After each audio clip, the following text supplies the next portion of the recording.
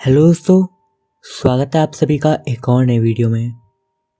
आज मैं आप सभी के लिए एक बार फिर से एक बेहद ही खौफनाक कहानी लेकर आ गया हूँ। दोस्तों, अगर आप मेरे चैनल पे नए हो तो इसे अभी सब्सक्राइब कर लीजिए, क्योंकि मैं आपके लिए कुछ बेहतरीन हॉरर स्टोरीज लेकर आता रहता हूँ। धूल भरी सड़कों पर तेजी से अंकिता बस बढ़े जा रही थी। लगभग 7 साल बाद वो अपने ननिहाल जा रही थी। बचपन में जब आप मेले में जाने वाले होते हैं तो एक अजीब सी बेचैनी होती है। वक्त मानो कटता ही नहीं है। कुछ ऐसा ही हाल अभी अंकिता का था। खिड़की के बाहर सड़क के दोनों ओर लगे पेड़ और उनके पीछे लहराते खेत उसे अपने बीते कल की याद दिला रहे थे। ठीक अपने नाना की तरह वो साइकोलॉजी में काफी उच्च पढ़ाई करके आई थी। डॉक्टरी की पढ़ाई आसान तो होती नहीं है, सो थोड़ी शांति के लिए वो अपने ननिहाल जा रही थी। दिल्ली के शोर शराबे से दूर गांव आत्मचिंतन व मनन के लिए एक अच्छी जगह है। अंकिता के बचपन का काफी समय अपने नाना नानी के साथ बीता था। पिताजी सेना में थे, अतः तबादला होता रहता था। ऐसे में वो अक्सर माँ के साथ ननिहाल आया करती थी। भले ही आप शिक्षा ग्रहण करने के लिए विद्यालय जाते हैं, पर बचपन में जब आप सबसे ज्यादा उत्सुक होते हैं तो ननिहाल से अच्छा कोई विद्यालय नहीं और नाना नानी से अच्छा कोई शिक्षक नहीं होता। आपके हर क्यों, कैसे, कब इत्यादि पर एक नई कहानी और अनंत किरदार रच दिए जाते हैं और आपका परिचय सामाजिक और मानवीय मूल्यों से करवाया जाता है। लगभग 1.5 घंटे बाद बस रुकी और कंडक्टर ने आवाज लगाई, चलिए जी चलिए, जानकी नगर आ गया, कोई उतरने वाला है? अंकिता ने कहा, हाँ मुझे उतरना है। वो गेट पर पहुंची ही थी कि उसके सामने उसके मामा खड़े थे। उन्हें देखते ही बच्चे की तरह कूदकर वो उनके गले लग गई। मामा ने भी हंसते हंसते सर पर हाथ फेरते कहा, बहुत बड़ी हो गई है, पागल सी। इस पर अंकिता भी सिकुड़ते हुए बोली, अब मुझे कोई पागल नहीं बुलाता है। आप भी मत बुलाइए, मामा ने कहा, बड़ी हो गई है पर मेरे लिए अभी बच्ची है। इसके बाद दोनों गाड़ी में बैठ गए। अंकिता का गांव ज्यादा बड़ा नहीं था, करीब 50 परिवार ही होंगे। चारों तरफ हरियाली, खेत और पोखरे थी। ज्यादातर लोग किसान थे। उसके नाना अपने समय के मशहूर साइकोलॉजिस्ट थे। गांव की भाषा में कहें तो दिमाग के डॉक्टर थे। कई बार सम्मोहन इत्यादि के प्रयोग से उन्होंने पुलिस की भी मदद करी थी। संदिग्ध अपराधियों को हिप्नोटाइज करके वो सच उगलवा लेते थे। अक्सर वे इन कहानियों को अंकिता को सुनाते और बिना पलके झपकाए वो मुंह खोलकर इन्हें सुनती रहती। इन्हीं कहानियों ने शायद उसे साइकोलॉजिस्ट बनने का प्रोत्साहन दिया। वो घर पहुंची तो आंगन गांव वालों से भरा हुआ था। अचंभित होकर उसने अपने मामा से पूछा, ये सब यहाँ क्या कर रहे हैं मामा जी? तो उन्होंने हंसते हुए कहा, तेरा स्वागत करने आए हैं। नन्ही चुलबुल इतनी बड़ी डॉक्टर जो बन गई है।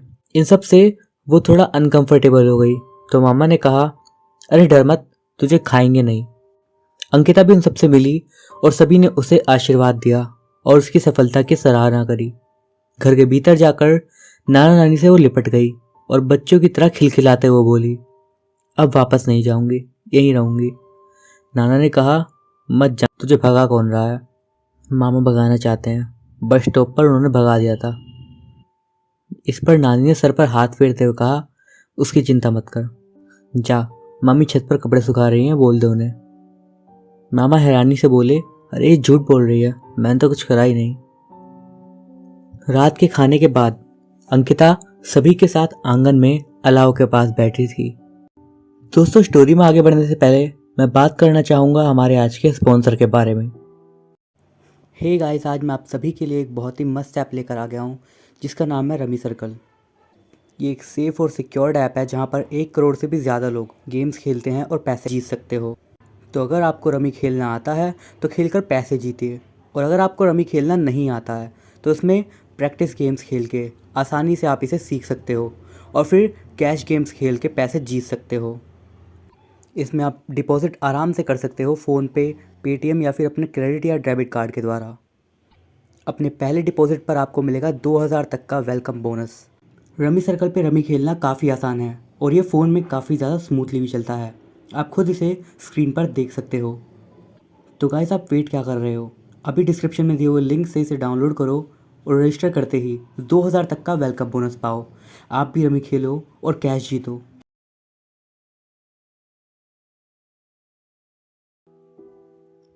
अब बढ़ते हैं स्टोरी की तरफ। सभी उसकी पढ़ाई की बातें पूछ रहे थे। कुछ देर बाद अंकिता ने कहा, नाना जी कितने दिन हो गए हैं, कोई कहानी सुनाइए ना। नानी ने कहा, अरे देर हो गई है, कल सुन लेना नाना से कहानी, अभी सोने चल। पर वो कहाँ मानने वाली थी। इन्हीं कहानियों ने तो उसे प्रेरित किया था। बाकी सभी हार मानकर सोने चले गए। नाना जी कुछ सोचते और फिर बोले, वैसे तो मैंने तुझे कई कहानी सुनाई है, पर आज कुछ अलग तरह की बताता हूँ। अब तू साइकोलॉजिस्ट बन गई है तो मैं तुझे अपने एक मरीज की कहानी सुनाता हूँ। पर मैं तुझे पूरी कहानी नहीं बताऊंगा, थोड़ी थोड़ी बताऊंगा, और हर खंड के बाद तुझे बताना होगा कि आखिर हो क्या रहा था। उत्साहित होकर अंकिता ने हाँ कर दिया। नाना जी ने शुरू करते हुए कहा, एक बार मेरा तबादला बिहार के सीतामढ़ी जिले में था।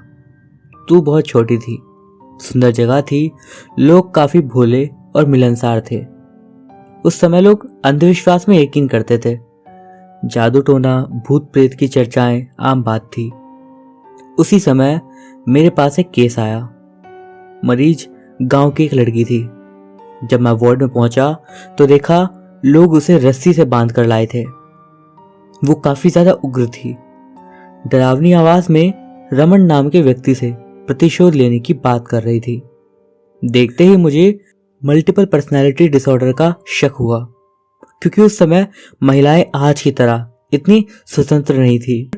तो अक्सर टॉर्चर और इसी वजह से उनका दिमाग इतना ज्यादा खराब हो जाता कि उनके अंदर दोहरी मानसिकता उत्पन्न हो जाती। मुझे देखते ही उसके पिता हाथ जोड़ते हुए बोले, डॉक्टर साहब देखिए ना क्या हो गया ऐसे। अचानक ही ऐसे गहरी आवाज में चिल्लाने लगी, बालों को नोचने लगी। मैंने रोकने की कोशिश की तो नाखून से पूरे गले को खरोच दिया। गांव वाले बोलते हैं प्रेत आया है, पर मैं इसे यहाँ ले आया, कुछ कीजिए ना डॉक्टर साहब। मैंने उसके कंधे पर हाथ रखते हुए उसे आश्वासन देकर शांत किया और बोला, क्या नाम है इसका? रजनी। मैंने पूछा, कब से ऐसा? कल रात से। पहले ऐसे ही चीखती है, फिर बालों को नोचती है कि रमन को मारने आई है। ऐसा कुछ घंटे रहती है और फिर बेहोश हो जाती है। उठने पर इसे भी कुछ नहीं याद रहता। ये झटके आते जाते रहते हैं। इस विवरण ने मेरे शक को और सच कर दिया। मुझे विश्वास था कि रजनी को मानसिक रोग है। मैंने उन्हें समझाते हुए सभी को बाहर जाने को कहा और कंपाउंडर को उसे रस्सी से आजाद करने को कहा। काफी मेहनत के बाद वे उसे बिस्तर पर लिटाकर उसके हाथ पैर बांध पाए। मैंने नर्स को नींद की सुई देने को कहा। जैसे ही वो सुई लगाने गई, रजनी गरजते हुए बोली, कुछ भी कर ले, रमन नहीं बचेगा, मार डालूंगी। सुई लगने के बाद वो बेहोश हो गई। मैंने नर्स को उसके शरीर के जख्मों की पट्टी करने को कहा और साथ ही उसके नाखून काटने को कहा, ताकि वो खुद को या किसी को चोट ना पहुंचा सके। शाम को जब मैं हॉस्पिटल आया तो उसके घर वाले बेसब्री से मेरी राह देख रहे थे। मैंने उन्हें समझाते हुए कहा, देखिए मामला थोड़ा पेचीदा है, समय लगेगा लेकिन ठीक हो जाएगी। उसे कुछ दिन यहीं रखना पड़ेगा। आप में से केवल एक जना यहाँ रुकिए, बाकी घर चले जाइए। इस पर उसके पिता ने कहा, मैं रुकूंगा साहब, इन लोगों को घर भेज देता हूँ। ये कहकर वो सबको बाहर लेकर चला गया। मैंने नर्स से रजनी का हाल पूछा तो उसने कहा, होश आ गया है पर उसे कुछ याद नहीं है। मैं बात करता हूँ उससे। ये कहकर मैं उसके पास गया तो देखा कि वो आंख बंद करके लेटी हुई थी। मैं पास बैठते हुए उससे पूछा, अब कैसा लग रहा है? उसने मेरी तरफ देखा और बोला, पहले से अच्छा लग रहा है, पर कमजोरी लग रही है डॉक्टर साहब, मैं बच तो जाऊंगी ना? मुझे क्या हुआ है? मैंने उसकी हिम्मत बांधते हुए कहा, अरे तुम्हें कुछ नहीं हुआ है, बस थोड़ी दवाई, आराम और बातचीत से सब ठीक हो जाएगा, पर तुम्हें मुझ पर भरोसा करना पड़ेगा। उसने हाँ में सर हिलाया। मैंने आगे पूछा, तुम्हें कुछ याद है कि तुम्हारे साथ क्या हुआ था? इस पर उसने ना में जवाब दिया और कहा, मुझे बस इतना याद है कि मैं शाम को घर के आगे वाले बगीचे में बेल का फल तोड़ रही थी और तभी मुझे अचानक से सिहरन सी महसूस हुई। लगा पीछे कोई खड़ा है। मैंने मुड़ के देखा तो कोई नहीं था। फिर अचानक से पास की झाड़ियों में कुछ हुआ तो मैं डर कर घर भाग आई। माँ को बताया तो उन्होंने झट से काली सरसों और मिर्च जलाकर मेरी नज़र उतार दी और खूब डांटा। कितनी बार बोला है शाम को अकेले बगीचे में मत खेला कर, मानती नहीं है। उसके बाद मैं खाना खाकर सो गई। उसके बाद का मुझे कुछ नहीं याद। मैंने कहा ठीक है कोई बात नहीं, धीरे धीरे तुम्हें सब याद आएगा। मैं तुम्हें कुछ नहीं होने दूंगा और जल्दी ठीक कर दूंगा। मुझे विश्वास था गांव की कहानियां उसके दिमाग में वहम की तरह बैठ गई होंगी और अकेलेपन ने उसे इस प्रेत का रूप दे दिया होगा। सो मैंने उसे हिप्नोटाइज करने का सोचा। नर्स की मदद से मैं उसे हिप्नोटाइजिंग रूम में लेकर आ गया। उसके पिता को भी मैंने अंदर बैठने और देखने को कहा ताकि उन्हें यकीन हो जाए कि ये कोई प्रेत का चक्कर नहीं बल्कि महज एक मानसिक बीमारी है। वहां उसे लिटाकर मैंने उसे आंख बंद करने को कहा और बोला, रजनी अब लंबी सांसें लो और हल्के से छोड़ो। याद रखो तुम्हें वही सुनना है जो मैं बोल रहा हूं, केवल मेरी आवाज पर ध्यान दो। मैं 1 से 10 तक की गिनती करूंगा। हर संख्या के बाद तुम्हारी नींद गहरी होती चली आएगी। ये कहकर मैंने गिनती करनी शुरू करी और जब मैं 3 पर पहुंचा तो उसकी सिसकी निकल गई। उसके साथ उसकी आवाज अजीब सी हो गई, मानो वो गुर्राने लगी हो। मैं समझ गया वो उस रूप में आ चुकी है। मैंने उससे पूछा, रजनी क्या देख रही हो तुम? बताओ कहाँ पे हो तुम? इस पर भारी आवाज में उसने कहा, रजनी नहीं है, वो सो चुकी है, तुमने मुझे जगाया है। मैंने आगे पूछा, कौन हो तुम? प्रेत हूं मैं, मेरा नाम सीमा है। मेरे साथ धोखा हुआ है और मैं उसका बदला लेने आई हूं। किससे बदला और आखिर क्यों? मैं फूलपुर में ब्याही थी। मेरे पति का नाम रमन है। उसने अपनी प्रेमिका के चक्कर में मेरी हत्या कर दी और अफवाह उड़ा दी कि मैं किसी और के साथ भाग गई हूं। मैं इस पाप के लिए उसके टुकड़े टुकड़े कर दूंगी और तभी मुझे चैन मिलेगा। ये कहकर रजनी तेज तेज हाथ पैर चलाने लगी। उसे उग्र होता देख मैंने उसके वहम को दूर करने की कोशिश करते हुए बोला, रजनी मेरी आवाज सुनो, ये सिर्फ तुम्हारे मन का वहम है, निकाल फेंको इसे, तुम कर सकती हो। इस पर वो जोर से ठहाके लगाते हुए बोली, डॉक्टर तुझे भरोसा नहीं है ना, तो जा इसके घर के आगे के खेत के दक्षिण कोने को खोद, वहां मेरे कपड़े और मेरे सिंगार का पिटारा मिल जाएगा। जा देख ले, वो खेत मेरे ससुर के ही हैं। मुझे लगा कहीं मैं रजनी को खो ना दूं, क्योंकि उसकी दूसरी शख्सियत उस पर हावी हो रही थी। मैंने जल्दी उसे सम्मोहन से बाहर निकाला तो वो जागते हुए पूछी, क्या हुआ था डॉक्टर साहब? मुझे फिर से वीकनेस लग रही है। मैंने उसके सर पर हाथ फेरते हुए कहा, कुछ भी नहीं हुआ, सो जाओ आराम से। इस पर वो आंख बंद करके सो गई। मैंने नर्स से नजर रखने को कहा और घर चला गया। सुबह जब मैं वापस आया तो गेट पर रजनी के पिता और उसका बड़ा भाई मिला और झट से वो मेरे आगे आए और मुझसे बोले, मुझे आपसे अकेले में कुछ बात करनी है और दिखाना है कुछ। मैंने कहा, क्या बात है? इस पर उसके भाई ने कहा, रजनी सच कह रही थी, वो खेत चौधरी हुकुमदेव की है और उनके छोटे बेटे का नाम रमन है। मैंने कहा, इसमें हैरानी की क्या बात है? उसने कहीं से सुना होगा इस घटना के विषय में, तो एक कहानी बना ली उसके दिमाग ने। ऐसे मामलों में यह होता रहता है।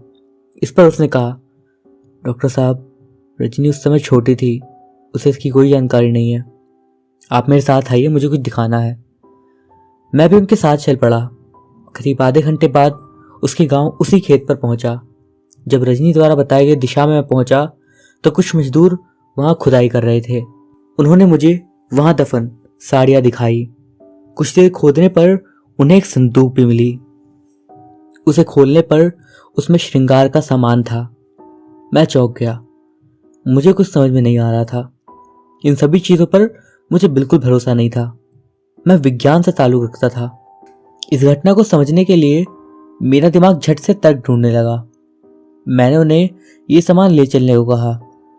अपनी गाड़ी में वापस बैठ अस्पताल की ओर बढ़ा और रास्ते भर मेरे दिमाग में इस घटना को समझने की होड़ मच गई। अशांति के कारण मैंने ड्राइवर को घर की ओर चलने को कह दिया। अंकिता, अब तुम बताओ, तुम्हें क्या लगता है वो सामान वहां कैसे पहुंच गया? अगर पहुंचा भी तो रजनी को कैसे पता? इस पर अंकिता ने कहा, नाना जी, मुझे लगता है रजनी खेल खेल में उन वस्तुओं को ढूंढ निकाली थी। भय से उसने किसी को कुछ नहीं बताया। यही भय उसके वहम का कारण बना और उसने इसे किरदार का रूप दे दिया। इस पर नाना जी बोले, नहीं, वो सामान धरती में काफी भीतर था, इतना गहरा कि वो खोद नहीं पाती। अंकिता ने अचंभे से कहा, नाना जी, कहीं आप ये तो नहीं कह रहे हैं ना कि सच में उसके भीतर कोई प्रेत था? क्योंकि मुझे इस पर हंसी आ जाएगी। मैं कुछ भी नहीं कह रहा, मैं तो तुमसे पूछ रहा हूं। ऐसा करो, अब चलकर सो जाओ, सुबह चर्चा होगी। आगे की बात सुबह बताऊंगा। इसके बाद दोनों सोने चले गए। बिस्तर पर अंकिता के मन में तरह तरह के सवाल आ रहे थे। आखिर नाना जी वैज्ञानिक होकर इन सारी अफवाहों पर कैसे यकीन कर सकते हैं? लेकिन यह भी अजीब है कि उस 15 साल की लड़की को उस जगह के बारे में कैसे पता लगा? आखिर उसे कैसे पता चला होगा? उस घटना के विषय में सोचते हुए अंकिता को सोने में देर हो गई। सुबह आँख खुली तो 9 बज गए थे। झट से उठकर भागते हुए नानी के पास गई, जो कि माला जप रही थी। नाना जी कहाँ हैं? बहुत जरूरी बात करनी है। अरे पहले मुंह हाथ तो धो ले, नहाकर नाश्ता कर। एक तो इतनी देर से उठी है, गांव में सब जल्दी उठ जाते हैं। शहर जाकर एकदम बर्बाद हो गई ये लड़की। जा पहले नहा, फिर बात करना। इस पर झुंझलाते हुए अंकिता बोली, जरूरी है नानी, इतना सोचने पर जवाब आया है, कहीं भूल गई तो? नानी बात काटते हुए बोली, अगर मगर कुछ नहीं, पहले नहा करा। इस पर अंकिता बुदबुदाते हुए नहाने चली गई। मामा तंज कसते हुए बोले, देखा माँ, ऐसे ही नहीं इसका नाम चुलबुल, बस फुदकती रहती है। सब हंसने लगे। नाश्ते के बाद अंकिता ने दोबारा पूछा, अरे अब तो नाश्ता भी कर लिया, बताइए ना नाना जी कहाँ हैं? नानी ने कहा, जा पीछे बगीचे में पेड़ पौधों को पानी डाल रहे होंगे। वो झट से बगीचे की तरफ भागी और वहां पहुंची तो देखा नाना जी कटाई छटाई कर रहे थे। पहुंचते ही बोली, मुझे जवाब मिल गया। नाना जी ने पूछा, किस चीज का? वही जो रजनी के साथ हो रहा था। अच्छा, उसका? बताओ क्या समझ में आया तुम्हें? अंकिता ने बोलना शुरू किया। इसमें 2 पहलू हो सकते हैं। एक तो वैज्ञानिक आधार, जिसे हम तथ्यों की मदद से समझने की कोशिश कर सकते हैं, और दूसरा पराभौतिक आयाम, जिसे साबित करने के लिए अभी विज्ञान के पास तथ्य नहीं है। वैसे कई वैज्ञानिक आत्मा को ऊर्जा के रूप में देखते हैं, पर अभी ये बहस का विषय है। या तो रजनी को कहीं से सीमा के साथ घटित घटना का पता चल गया था, और चूंकि वो अक्सर अकेली रहती थी तो उसके मन ने इस वहम को जन्म दे दिया, पर इससे उन साड़ियों और संदूक का राज नहीं खुलता। हाँ, अगर हम अलौकिक या फिर आत्माओं वाले नजरिए से देखें तो कह सकते हैं कि कहीं ये सीमा का पुनर्जन्म हो सकता है। चूंकि आत्मा ऊर्जा है और ऊर्जा को ना तो बनाया जा सकता है ना ही मिटाया। वो इस संसार में शुरुआत से है। एक तरह की ऊर्जा बस कन्वर्ट हो जाती है। ये मुमकिन है कि रजनी के अंदर ठीक वही ऊर्जा का एक अंश है जो उस पर हावी होने की कोशिश कर रहा है। नाना जी ने कहा, वाह, मानना पड़ेगा, तुमने भी वही सोचा जो सब मैं सोच रहा था। लेकिन इसमें एक संशय है। मैंने इस विषय में कुछ गहन अध्ययन और चिंतन किया था।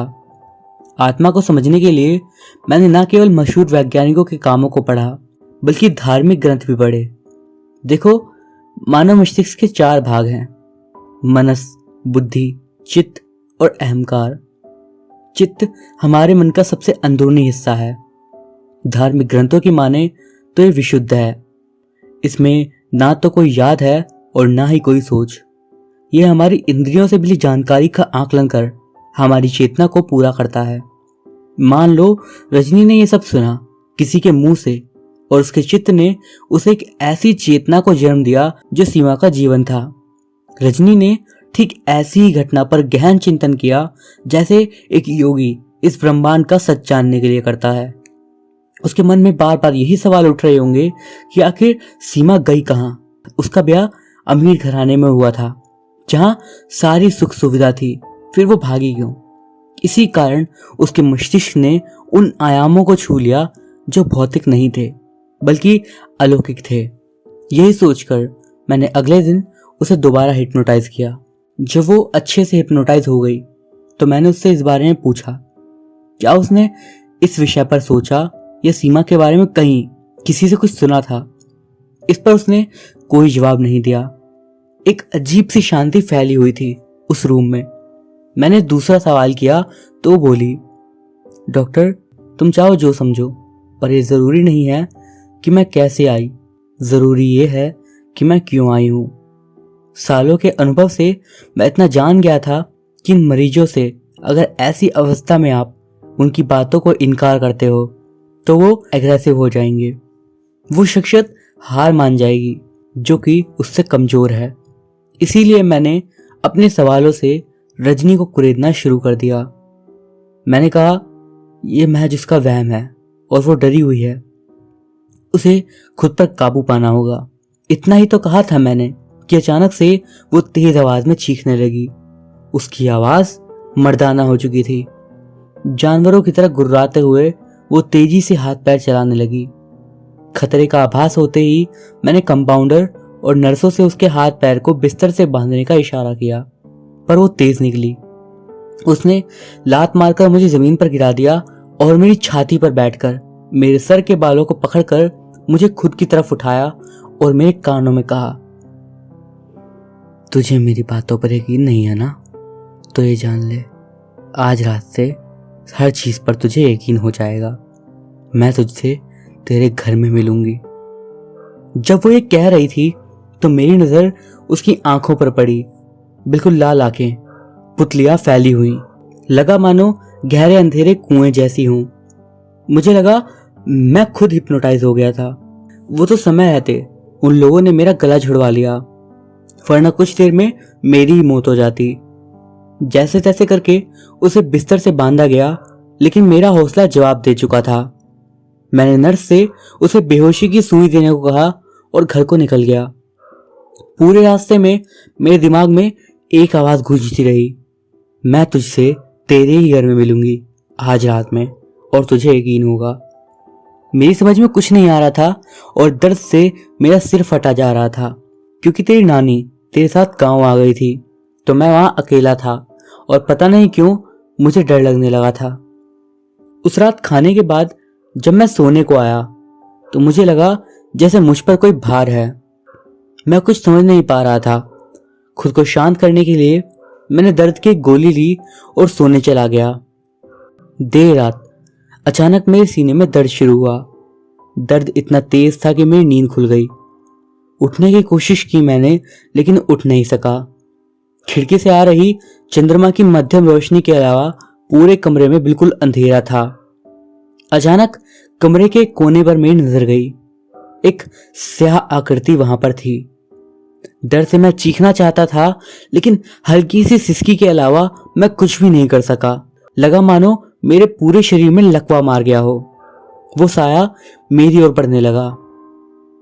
जो जो वो आगे बढ़ती वैसे वैसे उसके पीछे का पूरा कमरा अंधेरे के आगोश में चला जाता। वो आकर मेरे सीने पर बैठ गई और मैं सुन्न सा पड़ा रहा। मेरी पलकें मानो झपकना भूल गई थी। पूरा शरीर पसीने से तरबतर था।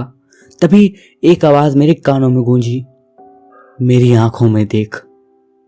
मैंने देखा, लाल आंखें जिसमें अजीब सी गहराई थी। यकीन नहीं था ना? आ गई मिलने। डर मत, मारने नहीं आई हूं। मुझे मदद चाहिए तेरी। उस गुनहगार को सजा दिलाने में तू मेरी मदद कर और मैं वादा करती हूं उस लड़की को कभी नहीं सताऊंगी। बोल, करेगा मेरी मदद? उसके सवाल के बाद अचानक मेरा मन हल्का सा हो गया। पता नहीं क्यों मेरी आंखों से आंसू निकल आए। हिम्मत करके मैंने कहा, ठीक है, मैं तुम्हारी मदद करूंगा, पर मुझे मत मारो। मेरा घर बार है, बच्चे हैं। उसने कहा, चिंता मत कर, तुझे नहीं मारूंगी। जब तू उठेगा तो रजनी के घर वालों को बोल उसी खेत के पूरब दिशा में जो सूखा कुआं है उसकी तलाशी करने को, और कहना जो भी उन्हें मिले वो पुलिस को जरूर दिखा दें। मैंने हाँ में जवाब दिया। ठीक उसके बाद एक झटके से मेरी आंख खुली। मैंने देखा सवेरा हो गया था। मैं इतना डर गया था कि मेरा पूरा शरीर कांपने लगा था। ये कहते हुए नाना जी एकदम से रोने लगे। अंकिता उनसे लिपट गई और बोली, रोइए मत नाना जी, ऐसी स्थिति में हर इंसान डर जाएगा। अब सब कुछ ठीक है, घर चलिए। अंकिता ने सहारा देकर उन्हें उठाया और घर की ओर चल पड़ी। इस घटना को सुन के अंकिता के मन में 1000 सवाल उठ गए थे। आखिर ये सपना था या सच? परिस्थिति इतनी भयानक रही होगी जो आज भी नाना उसे सोचकर रोने लगे। कुएं में ऐसा क्या था? खौफ इंसान को कमजोर बनाता है, क्योंकि मनुष्य अपने जीवन से या उससे जुड़े किसी भी पहलू को खोने से डरता है, इसीलिए वो कमजोर होता है। ये जानते हुए कि शरीर बस धरती पर मिलने वाले रसायनों से बना है और एक दिन उसी धरती में मिल जाएगा, फिर भी हम इससे अलग होने के ख्याल से डरते हैं। दरअसल हम अपनी पहचान और अपनों को खोने से डरते हैं। हमारा मस्तिष्क काफी जटिल है, अनेक संवेदनाओं का घर है। ये संवेदनाएं हम बचपन से सीखते आ रहे हैं। खुशी, गम, डर इत्यादि हमारे जीवन के अंग हैं। पर क्या हमारा मस्तिष्क इतना शक्तिशाली है कि ये पिछले जन्म की बातों को याद कर सकता है? हमारे शरीर के आयाम से बाहर निकलकर किसी दूसरे आयाम में कदम रख सकता है? इन्हीं उलझनों में अंकिता खोई हुई थी। तभी उसके मोबाइल की घंटी बजी। देखा तो उसकी दोस्त डॉक्टर निहारिका का फोन था। क्या हुआ मैम? घर पहुंचते ही दोस्तों को भूल गई? एक कॉल भी नहीं करी? सॉरी यार, भूल गई थी। इतने दिनों बाद घर आई हूं ना, एक्साइटमेंट में भूल गई। चल कोई बात नहीं, तू ठीक तो है ना? तेरी आवाज से लग रहा है कोई दिक्कत है। क्या हुआ? शादी वादी को फोर्स तो नहीं कर रहे घर वाले? अरे नहीं नहीं, ऐसी कोई बात नहीं है। ऐसा कुछ होता तो तुझे नहीं बताती? फिर क्या हुआ? कुछ नहीं यार, बस नाना जी एक कहानी सुना रहे थे। फिर अंकिता ने सारी बात निहारिका को बताई और पूछा, पुनर्जन्म हो सकता है क्या? देख, वैसे तो कोई वैज्ञानिक प्रमाण नहीं है, पर हाँ, एक केस है 1930 का। दिल्ली की एक लड़की जिसका नाम शांति देवी था, उसने दावा किया था कि उसे उसके पिछले जन्म की बातें याद आ रही है। जब चर्चाएं जोर पकड़ने लगी तो खुद महात्मा गांधी ने जांच के लिए साइकोलॉजिस्ट और डॉक्टर को बुलाया और उनकी एक कमेटी बनाई। कमेटी ने जांच शुरू करी तो पाया कि शांति देवी को पिछले जन्म की कुछ बातें याद आ रही थी। उसने बताया कि उसका पिछला जन्म मथुरा में हुआ था और उसका नाम लुगड़ी देवी था। उसके पति का नाम केदारनाथ था। उसकी मृत्यु उसके बच्चे के जन्म के 10 दिन बाद हो गई थी। जब केदारनाथ को मथुरा से दिल्ली शांति देवी से मिलने लाया गया तो कमेटी के लोगों ने उसकी पहचान छुपाकर उसको उसके भाई के रूप में दिखाया, पर शांति देवी ने उसे पहचान लिया। जो शांति देवी दिल्ली की पली बड़ी थी, अचानक मथुरा की मशहूर फर्राटेदार अवधि बोलने लगी। अंकिता देख, हम कितना भी मानने से इनकार कर लें, पर ये तू भी जानती है कि हमारा अवचेतन मन काफी ज्यादा शक्तिशाली होता है और ये किसी भी डायमेंशन तक जा सकता है। अंकिता सोच में डूब गई। क्या ये सच है? सत्य को हम अपनी ज्ञानेंद्रियों से परखते हैं। मनोविज्ञान से हम इंद्रियों को भ्रमित कर सकते हैं क्योंकि मस्तिष्क सबसे पावरफुल है। तभी अचानक निहारिका की आवाज आई। हेलो, फोन पर है? चली गई? हाँ हूं, थोड़ी सोच में डूब गई थी। अच्छा सुन, तुझे बाद में कॉल करती हूँ, काम है, बाय। फोन काटते हुए अंकिता नाना जी के पास गई और बोली, आपको कैसा लग रहा है? हाँ मैं ठीक हूँ बेटा। दरअसल उन पलों को याद कर घबरा गया था। बोल, आगे की कहानी सुननी है? अंकिता ने झट से हाँ में सर हिला दिया और नाना जी ने बताना शुरू करा।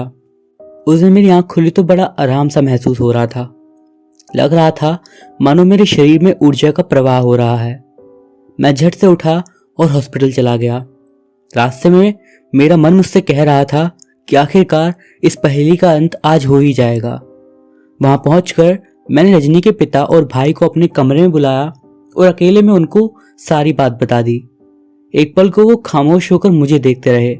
उन्हें लगा आखिर डॉक्टर साहब कब से इन बातों पर यकीन करने लगे। मेरे टोकने पर उसके भाई ने कहा, साहब मुझे पक्का यकीन था उसके अंदर प्रेत है। मैंने रोकते हुए कहा, देखो मैं ये नहीं कहूंगा कि ये प्रेत है।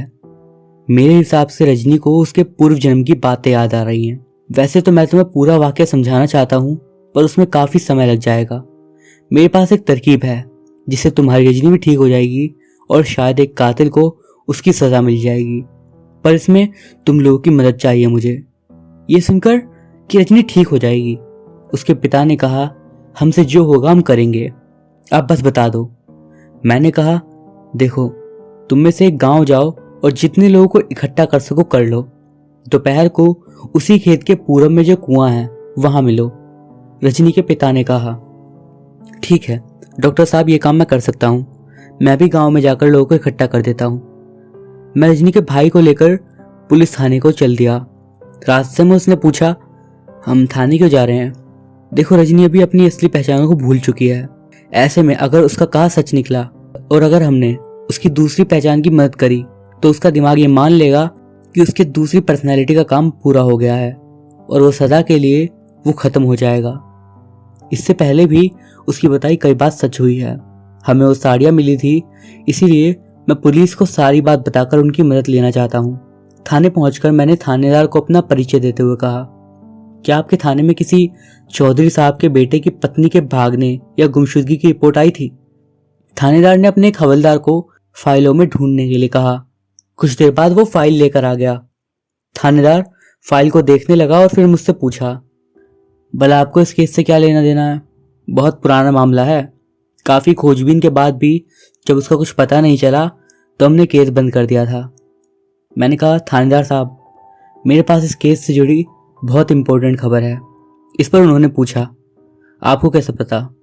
देखिए वैसे तो ये गुप्त है, पर फिर भी अगर आप जानना चाहते हैं तो मैं आपको इतना बता सकता हूँ कि जाने अनजाने में मेरे एक मरीज ने शायद इस केस के राज से पर्दा उठा दिया है। ये कहकर मैंने उन्हें सारी कहानी सुना दी। उन्हें मेरी बातों पर यकीन नहीं आया और झुंझलाकर वो बोले, तो आप चाहते हैं कि मैं भूत प्रेत की बातें मानकर एक केस खोल दूं? मैंने समझाया कि भूत प्रेत का चक्कर नहीं है, बल्कि विज्ञान के कुछ अनसुलझे पहलू हैं। अगर बात सच हुई तो आपकी वाहवाही होगी और गलत हुई तो आपके पास एक नया केस होगा। थोड़ा सोचने के बाद वो तैयार हो गए। पुलिस के 2 दस्तों को लेकर हम गांव पहुंच गए। खेत पर पहले ही रजनी के पिता और कई सारे गांव वाले थे।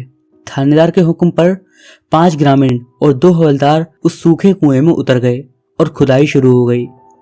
रस्सी और बाल्टी की मदद से खुदी हुई मिट्टी को बाहर निकाला जा रहा था। आधे घंटे बाद अंदर से डरी हुई एक चीख निकली। थानेदार ने पूछा, कौन चीखा? अंदर से हवलदार ने आवाज दी, साहब कंकाल मिला है। थानेदार साहब के हुक्म पर सभी बाहर आ गए। उन्होंने फोन कर फोरेंसिक टीम को बुला लिया। मुझे ये सब जानकर एक अजीब सा सुकून मिल रहा था, जबकि पूरा गांव डरा हुआ था।